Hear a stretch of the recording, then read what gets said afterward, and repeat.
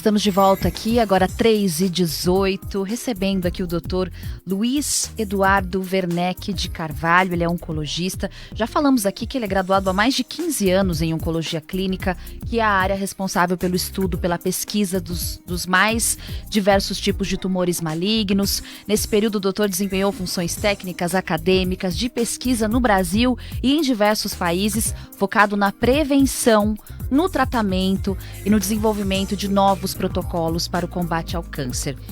Além de São Paulo, o doutor também tem aí atividade médica focada na região norte brasileira, é CEO do Serviço de Oncologia do Grupo Oncológica do Brasil, que atua em 4 estados no tratamento de pacientes oncológicos há mais de 10 anos. Doutor, é um prazer te receber aqui no Expresso Capital. Obrigada pela sua presença.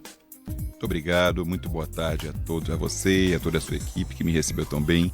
E muito obrigado a todos que nos ouvem e que nos veem. Vamos falar hoje por alguns minutos, muito valiosos, de um assunto de extrema importância, não só para as mulheres. Queria que os homens que estão nos ouvindo, câncer de mama também é um assunto para os companheiros das mulheres. Muito bem. Doutor, antes de mais nada, como é o nosso papo e café, eu queria saber um pouco da sua história. Por que a medicina? Por que a oncologia? Como é que foi essa... Eu tenho, na realidade, 3 graduações, tenho essa felicidade, tá? Mas eu, de fato, me encontrei na medicina. A medicina está, para quem resolve desenvolvê-la de maneira em se entregar para esse ofício, você consegue ter a sua utilidade, você consegue ser, de fato, não é aquele conceito só de salvar vidas, de curar pessoas que estejam doentes. Eu falo toda semana isso para os alunos, tá? Talvez o papel do médico esteja modificando, como toda a sociedade está se modificando. Então, a gente não está trabalhando mais em salvar pessoas que estão doentes. Talvez a grande questão da próxima geração de médicos seja diminuir o número de pessoas que adquirem doenças. Isso é uma grande sacada. E a minha primeira pergunta, doutor, na sua opinião, nós estamos fazendo aí essa semana do Outubro Rosa, né? Qual que é a importância do Outubro Rosa? Na realidade, outubros rosa, novembros azuis, janeiros amarelos, foi uma forma, tá? Isso surgiu nos Estados Unidos, tá? Com uma iniciativa da Susan Komen, que ela começou fazendo uma campanha na vizinhança, desenvolveu depois uma corrida. São coisas que a gente nunca imaginava que iria, de fato, transpor os limites de bairros. E se tornou uma campanha mundial, tá? Em que nós médicos, mas eu especialmente, todos os anos abraço com muita responsabilidade.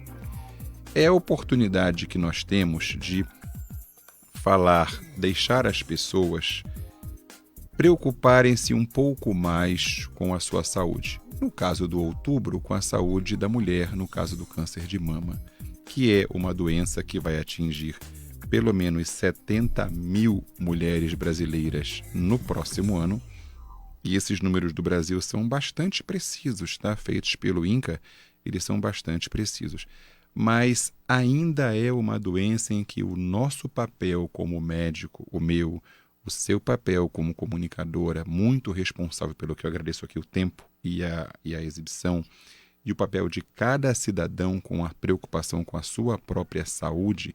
Entenda, a responsabilidade pela minha saúde é minha, não é do governo, não é do meu vizinho, não é do meu pai. Então, a gente precisa mudar um pouco esse foco claro que tem que existir ferramentas para que eu possa cuidar da minha saúde, mas eu preciso também me interessar, me inteirar, e o outubro surgiu com relação a isso, para que a gente possa estar mais próximo das pessoas falando desse tema, que é o câncer de mama. Por quê? Porque ele é uma doença que carrega 2 questões ou algumas questões muito diferentes de outras doenças. Ele tem alta incidência, 70 mil novos casos no Brasil somente, além das pessoas que já estão doentes em tratamento. A gente avança para 3, 4 vezes isso. E o número de óbitos por câncer de mama, ou seja, as nossas companheiras, mulheres, filhas, mães, irmãs, que vão perder a vida para esta doença, ainda é bastante alto. Então, é uma doença que tem a incidência alta e que tem uma mortalidade também alta. Por isso é tão importante falar sobre o câncer de mama. Com certeza. 3h24. Doutor, a gente estava falando sobre o diagnóstico precoce. É fato, então, que o diagnóstico precoce salva vidas? O diagnóstico precoce hoje é o que salva vidas. E eu vim aqui falar para você sobre isso. Na realidade, eu falava que o papel do médico ele vai se modificando como o papel de várias profissões. A sociedade vem se modificando. Mas veja, nós precisamos e temos muito mais elementos hoje. Vou te dar um exemplo. Um tumor de mama de 0,5 centímetro, talvez você não saiba, mas tem aproximadamente acima de 95%, quiçá 100% de chance de cura. 0,5 centímetro. Se esse tumor aumentar 1 só centímetro, ou seja, o tamanho de um grão de arroz, eu caio de 95% para 60%. Caiu muito. Se esse tumor tiver mais de 3 ou 4 ou 5 centímetros, essa chance, se ele já tiver alguma metástase, o que é metástase? Quando o tumor já invade. A gente fala na linguagem popular, não é? Quando a doença se espalha para outros órgãos. No caso da mama, especialmente pulmão, cérebro, ossos e fígado. Mas se já tiver, além da mama, um outro órgão afetado, este chance de vida em 5 anos poderá estar próximo de 20%. Então veja que eu falei de quase 100% para 20%, ou seja, não há nenhum sentido para eu, na minha atividade prática no norte do Brasil, nos estados do Pará, do Amapá, do Amazonas, do Maranhão, onde eu desenvolvo minha atividade técnica, e aqui em São Paulo minha atividade acadêmica e de pesquisa, mas não há sentido de eu diagnosticar, receber ainda no consultório, no hospital, mulheres com tumores de 5 centímetros, porque eles podem ser vistos antes. Vou te dar um exemplo. Na região norte, menos de 1/3 das mamografias que são disponibilizadas gratuitamente para a população são utilizadas. Não é que não tem mamografia, é que as pessoas de fato ainda não estão indo lá fazer o seu exame regularmente. Mamografia não dói, não tem picada de agulha, apertar o seio naquela maquininha não dói, um leve desconforto, mas não causa nada, não pega infecção, a maquininha está limpa e você pode salvar a sua vida. E a recomendação da Sociedade Brasileira de Mastologia é uma mamografia anual para pacientes acima de 50 anos, se não houver caso de câncer em parente direto. E acima de 45 anos. Isso é um outro ponto que eu queria comentar. Dizia-se que o câncer de mama, era uma doença de velhos, de idosos.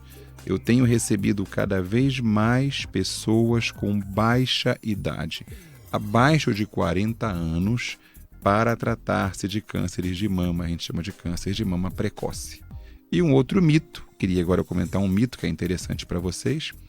Menos de 5%, Roberta, dos cânceres de mama são ligados à herança familiar.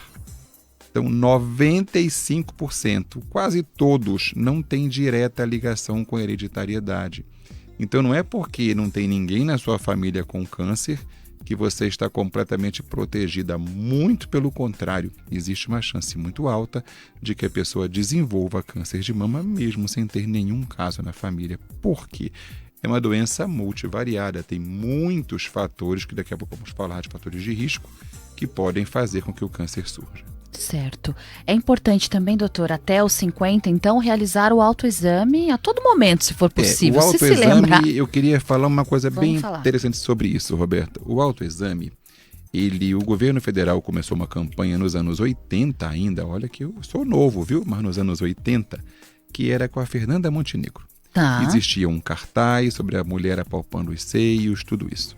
O autoexame, ele é importante. A mulher conhece o seu corpo, deve ser feito durante o banho, toda semana, todo dia, toda hora, porque ela talvez vá ser a primeira pessoa a perceber alguma anormalidade. Só que com o advento da medicina mais precisa, nós precisamos tratar tumores cada vez menores.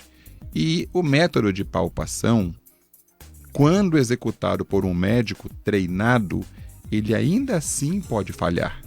Eu não consigo, muitas vezes, palpar um tumor de menos de 0,5 centímetro, porque ele é um tumor muito inicial, e é esse que eu quero curar. Então, imagine por um médico, imagine a senhora que nos ouve tentando fazer a palpação, e é claro que ela não tem a técnica adequada, ela não vai conseguir encontrar um nódulo muito pequeno. E o que ocorria com o autoexame? A pessoa sentia-se falsamente protegida, Roberto.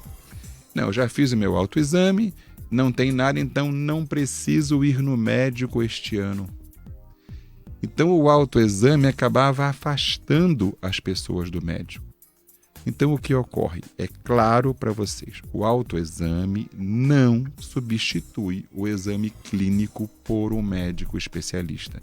Não substitui a mamografia e o ultrassom de mamas.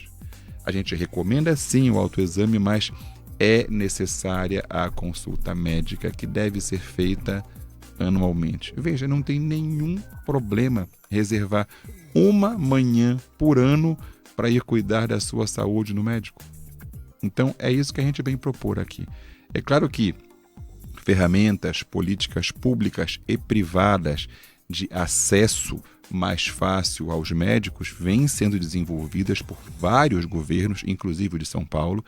O câncer vem evoluindo, o câncer é uma doença que está em constante modificação, a sociedade se transforma, os governos vão colocando mais ferramentas à disposição, mas é preciso que a gente também dê a nossa contribuição. E você, mulher que me ouve agora, ou você, companheiro, leve sua esposa para fazer o exame, ela vai se sentir grata por isso, você está cuidando dela. Isso é importante e é uma forma de amor. Com certeza, doutor, muito bem dito. 2 comentários que chegaram aqui na live, doutor, nós estamos aqui com a audiência lá em cima. Obrigado. Mulherada prestando muita atenção aqui. E a Ediliana Vieira e a Solange, elas fazem um comentário sobre por que o governo não pensa da mesma forma que o doutor. Demoramos até 3 meses, às vezes, para conseguir ser atendidas por um ginecologista nos postos de saúde. Imagine, então, o pedido de mamografia. E a Solange diz também que o problema maior é a demora no sistema público. Eu sei que não tem nada a ver com o nosso assunto, doutor, mas se você quiser fazer alguma consideração... Tá? Veja, o que eu quero dizer para Ediliane, não é isso? Isso. Ediliane, o Brasil é um país de dimensões continentais. A gente tem o costume de falar que a saúde no exterior, a gente gosta muito do exterior, eu acho, tá? Que a saúde na Suíça é linda, tá? Mas a Suíça, ela tem uma população de 8 milhões de habitantes. Se bobear, não dá nem a grande São Paulo, que já é bem maior que isso. Sim. Então, veja, os governos, pelo que eu tenho visto como técnico, eles vêm sim implementando melhoras no acesso aos programas de saúde. Se nós demoramos 3 meses para fazer um agendamento, tudo bem, a gente tem que demorar menos, 2, 1 mês, vai ser ótimo. Mas não é porque demoramos 3 meses que a gente vai deixar de fazer. Ou seja, não desistamos. A gente não desiste de muitas outras coisas que demoram até mais tempo e desiste da nossa saúde. Então eu estou pedindo uma ida a cada 1 ano. Não tem nenhum estado brasileiro que demora mais de 1 ano para um agendamento. Então, sim, se a gente demora, vamos agendar com um pouco mais de antecedência, Ediliane, tá? E eu longe de estar dizendo que 3 meses é bom, mas vamos melhorar para 2, para 1. A ideia é que a gente tenha, se for 3 meses, marque e vá no 3º mês. Isso pode salvar a sua vida. Muito bem. O doutor Luiz Eduardo Werneck de Carvalho. Engraçado, esse Werneck não tem a ver com a Tata Werneck, doutor? Olha, eu não sei, na realidade eu não a conheço pessoalmente, tinha curiosidade, viu, Tata? Mas gosto muito de você, um trabalho muito bonito que você faz, mas não tenho conhecimento. Não tá? tem conhecimento, mas é provável que seja ali. Porque é um nome tão diferente, né? Parentes aí mais distantes. Tem áudio chegando pro doutor, vamos lá. Boa tarde, Roberta Tiepo. Boa tarde. Boa tarde, doutor. Boa tarde. Eu me chamo Maria Lúcia. Ontem eu fui tomar um banho e fiquei apalpando meus seios, né? Porque eu tenho nódulos, mas eles não são malignos. Mas eu percebi que a minha... Ai, aquela ureolazinha que a gente tem, assim, onde o bebê se amamenta, eu não sei como chama aquilo lá. Ela tá rachada, parecendo uma flor. Eu até marquei um ginecologista pra ver isso aí. Tem alguma coisa, assim, será, que tá acontecendo, que eu ainda não percebi? Todos os anos eu faço minha mamografia, né? Tudo bonitinho. Eu tenho 45 anos. Minha querida amiga, obrigado pela sua pergunta, pelo seu áudio. Eu queria dizer a você o seguinte: parabéns por fazer o seu autoexame, parabéns por, além de fazer o autoexame, ir também ao médico todos os anos, como a senhora disse. Na realidade, eu gosto de falar o que as pessoas entendem. Então vamos falar de bico do seio. Tá? A senhora me disse que o bico do seio está possivelmente com algumas fissuras ou rachaduras, meio rachadinho, tá? Pode ser só um ressecamento, pode ser uma doença benigna, pode ser uma mastite, mas o mais importante é o que a senhora já fez, marcou o médico. Não demore a ir ao médico. O que é importante observar nesse contexto, já que a senhora tem 45 anos já, é se sai alguma secreção do seu mamilo, do bico, do seio, quando a senhora faz uma leve pressão no peito. Ou seja, não deveria sair secreção. Não pode sair sangue, não pode sair leite, não pode sair uma secreção meio pus e não pode sair, principalmente, aqui há um paradoxo. Se sair uma água branquinha, transparente, que a gente chama de água de rocha, é a secreção mais perigosa que existe. É praticamente um diagnóstico de câncer. Então, queria que a senhora agora, aí fora do banho claro, por causa da água, fizesse uma leve pressão no seu seio e verificasse se sai algum líquido pelo bico do seio. E, caso saia, vá ainda mais cedo, mais breve ao seu médico que a senhora já marcou. Perfeito. Tem mais áudio, Tatá? Vamos de mais um, então. Oi, Roberta, boa tarde. Boa tarde. Tá tudo bem com vocês? Tá Eu estou aqui ótimo. na escuta como todos os dias, né? Todas as tardes. Então, Roberta, eu gostaria que você perguntasse pro doutor para mim, porque, tipo, eu vou resumir, tá? Há 10 anos atrás, eu tinha feito a mamografia, tinha dado BIRADS 4. E então eu consegui no hospital, fiz a sucção, retirou toda a microcalcificação, fez a biópsia e deu benigno. Então eu continuei com acompanhamento, tudo. Aí o ano passado eu fiz a mamografia e aí deu nódulo na mama esquerda. E aí a médica falou que não, que estava tudo normal, que não sei o quê. Aí esse ano eu fui fazer novamente, que eu faço todos os anos. E aí o resultado veio dentro da normalidade. E tipo, eu nem voltei na médica porque não tinha vaga, ia lá, não tinha agenda aberta, aquela coisa toda, eu acabei não indo. Mas assim, só de olhar tipo, o resultado dentro da normalidade, então eu fiquei mais tranquila.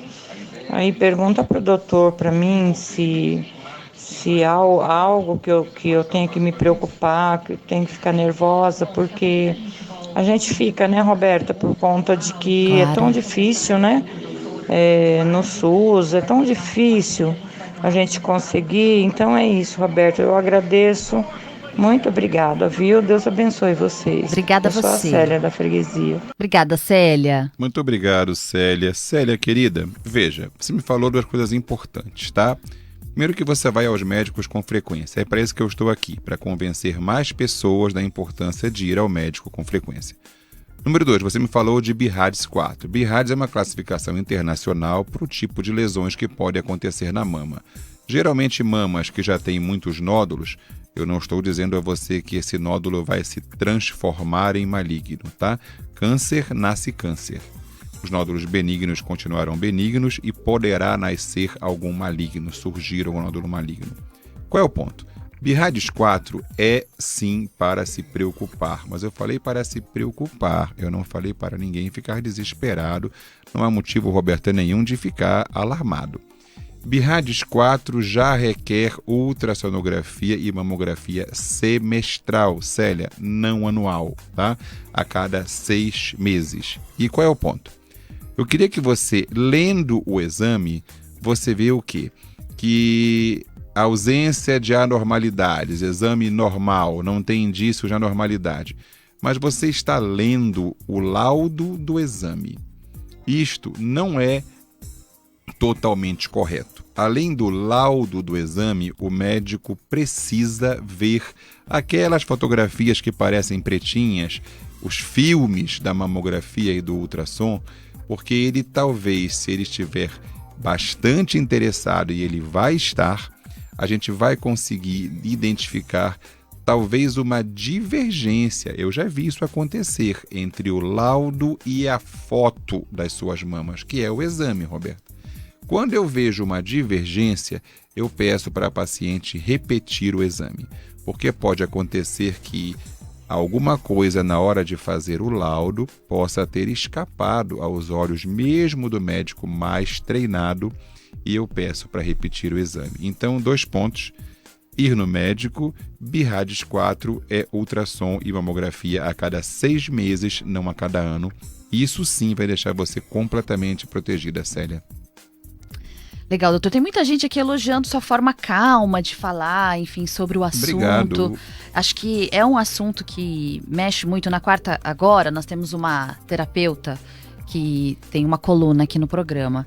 E a gente estava conversando justamente sobre o abalo psicológico que as pacientes sofrem, histórias de pacientes que foram abandonadas pelo parceiro, que viraram as costas nesse momento, né, da vida. Para falar também sobre esse assunto que o doutor deve estar habituado, de repente, Claro a dar sim, essa notícia. Tem algumas soluções para isso. Muito bem. Doutor, tem um amigão seu, Silvano Oliveira, dizendo assim: doutor Luiz é um amigo do peito. E você dizendo para mim, fora do ar também, que tem um compromisso muito grande com as famílias que se sentam no seu consultório, que tratam com você. E a gente, antes do intervalo, dizendo sobre o quanto abala o psicológico das famílias, da mulher, quando recebe o diagnóstico. Eu queria que você falasse um pouquinho mais sobre isso. Silvano, também. um abraço, viu? Muito obrigado pela sua audiência. Estou à sua disposição, como sempre. Mas o que eu queria te falar, Roberto, e para quem está ouvindo a gente, é que, se a gente perceber, para pensar, o câncer, ele é uma doença que não é daquela pessoa. Quando a pessoa vai no cardiologista, ela às vezes vai sozinha. Às vezes vai, que ele leva o marido para acompanhar. Quando a pessoa tem câncer, a mamãe está com câncer, normalmente se reúnem os 4, 5 filhos, 6 filhos e vão na consulta. Eu já atendi consultas com 13 pessoas, com 12 pessoas. O meu consultório, os meus consultórios, normalmente tem 8, 9 lugares. O câncer é uma doença que envolve o seu prédio, a sua vila, até o seu bairro. As pessoas sabem, na vila, a dona Maria está com câncer, poxa, vamos ajudá-la. Então, há uma comoção natural da diagnóstico câncer. O que eu faço? Eu chamo para a consulta, eu chamo para o tratamento toda a família, se a paciente autorizar, porque necessita de autorização pelo Conselho Federal de Medicina, até amigos mais próximos, para criar uma rede de auxílio a essa paciente. Que o que ela vai enfrentar é um tratamento que não é simples, mas é totalmente possível de fazer. Milhares de pessoas, mais de 100 mil brasileiras por ano fazem tratamento. Não é a senhora que não poderá. Então vamos juntos.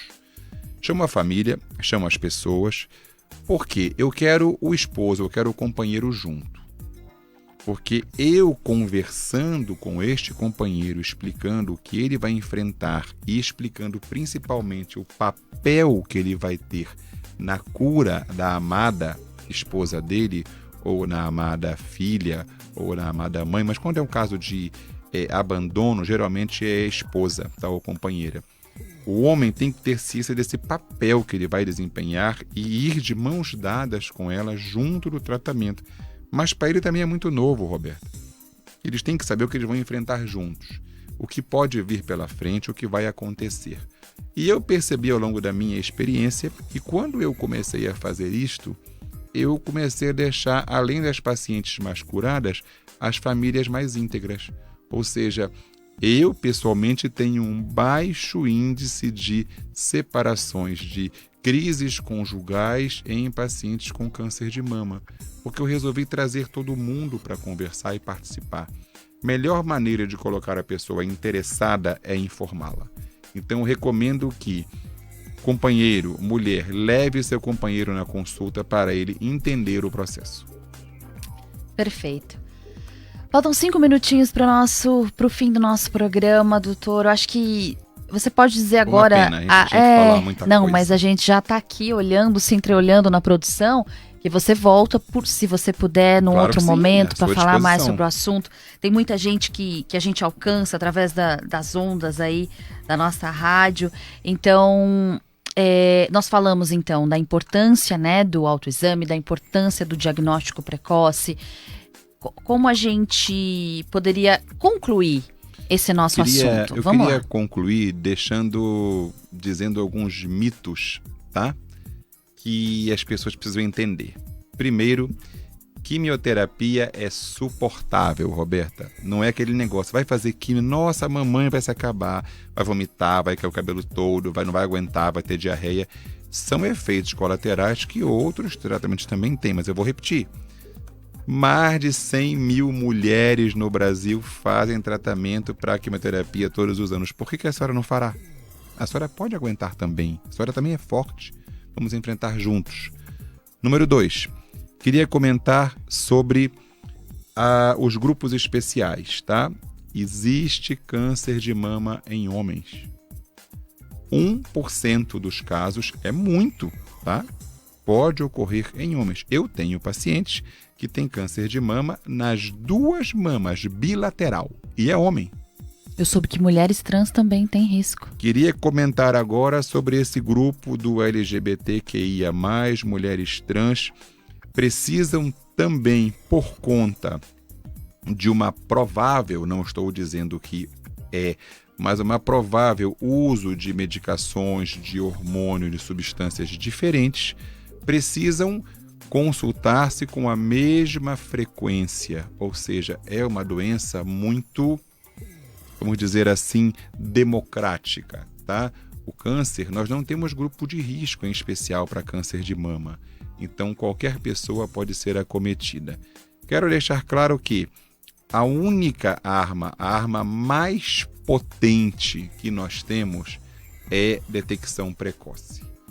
Não precisar. O meu objetivo como médico, eu queria chegar um dia de ser um médico que não tratasse de nenhuma doença. Pode parecer um paradoxo, mas é muito mais bonito para a gente encerrar, é que o médico faça um trabalho tão interessante, tão forte, que ele impeça as pessoas de adoecer. Isso é muito melhor do que curá-las.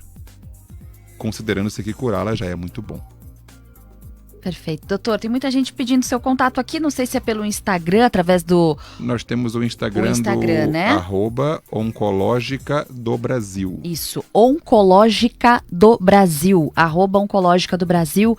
Para quem não tem Instagram, tem um site, alguma coisa Tem também, assim? www.oncologicadobrasil.com.br. Muito bem. Olha, vou mandar uns beijos aqui pro pessoal que está participando aqui, Muito doutor. obrigado. Beijos Acompanhando. meus também. Sim, a Ediliana disse assim, graças a Deus não fui diagnosticada, mas quero o contato do médico. Sim, A Gisele Souza Rocha está Prevenção. aqui, do Rio de Janeiro. O senhor é do Rio de Janeiro, carioca? eu sou carioca. Ah, muito bem. Tem uma conterrânea aqui, Eu sou Gisele. carioca. Vovó Cidinha tá aqui também, Arnaldo Lemos, o Gilson, a Elaine, o Vladimir lá de Fortaleza também nos acompanhando, Lourdes, Zilda, Tereza, Muito obrigado a vocês todos. Viu? a Fico Paula feliz. também tá aqui, ó, desejando um excelente final de semana, ligadinha da Baixada Santista, Adri, Cristina Antônia, tem muita gente aqui, quero agradecer sempre a Muito audiência de obrigado. vocês, agradecer ao doutor, obrigada doutor. Obrigado a você, Roberta. Obrigado à sua equipe maravilhosa. Aqui a capital é espetacular, me recebeu muito bem, tá? Quero voltar mais vezes, Por favor. porque a minha intenção é ser útil. E o médico é útil quando ele se aproxima das pessoas. Perfeito. Obrigado.